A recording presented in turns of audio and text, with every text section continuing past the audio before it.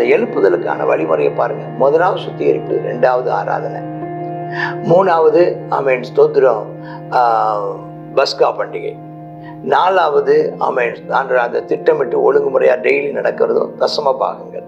கர்த்தருக்கு ஸ்தோத்திரம் உண்டாவதாக. அதன் பின்பதாக எல்லாருக்குள்ளேயும் நியாயப்பிரமாணம் போதிக்கப்பட்டது. நியாயப்பிரமாணம் நடக்க ஆரம்பிச்சாங்க. கர்த்தர் அவளை ஆசீர்வதித்தார்.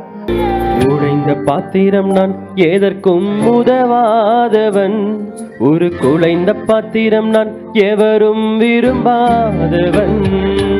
உடைந்த பாத்திரம் நான் எதற்கும் உதவாதவன், ஒரு குலைந்த பாத்திரம் நான் எவரும் விரும்பாதவன்.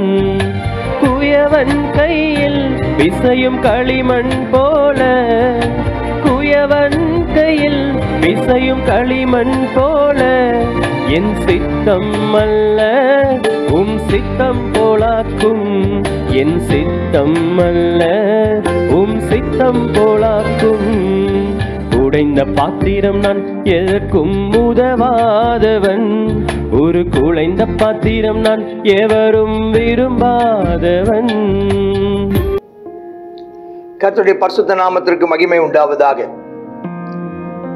2 நாளாகமத்தின் புஸ்தகம் 31ஆம் அதிகாரம். எசேக்கியாவுடையதான எழுப்புதல் தொடர்ந்து போகிறது.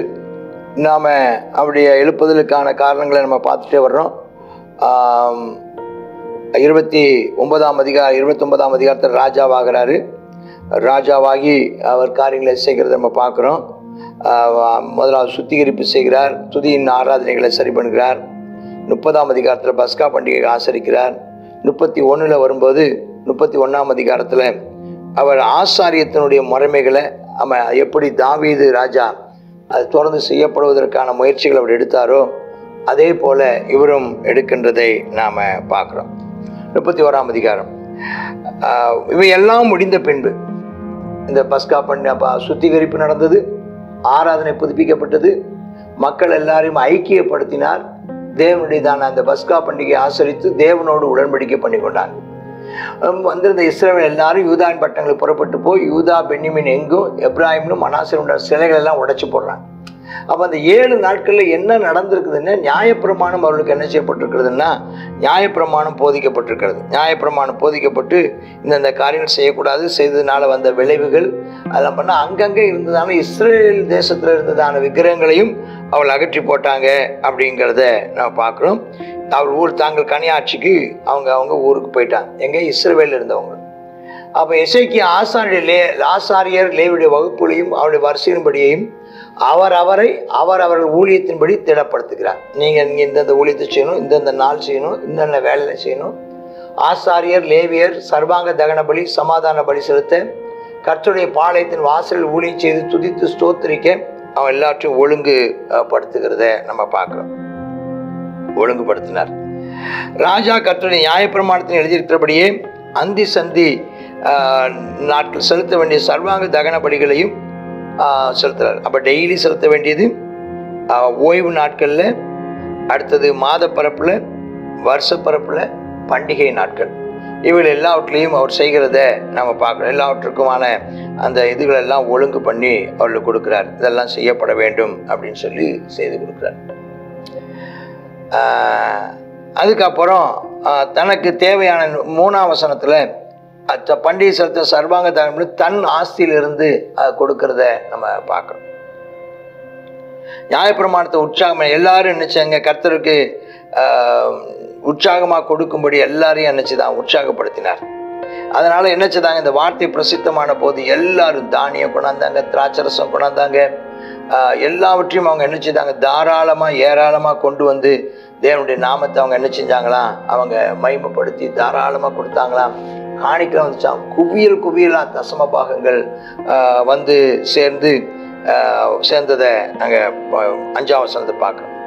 அவங்க 3ஆம் மாதத்தில் குவியல் செய்ய தொடங்கி 7ஆம் மாதம் வரைக்கும் அவங்க நினைச்சுதாங்களாம் முடித்தாங்களாம். அப்போ ஆட்கள் எல்லாம் சந்தோஷமா, அப்போ இந்த சுத்திகரிப்பு நடந்தது, ஆராதனை திட்டமிடப்பட்டது, அப்புறம் ஆண்டவருக்குள்ள தான் ஐக்கியமாவதற்காக அந்த இதை காரியங்களில் நம்ம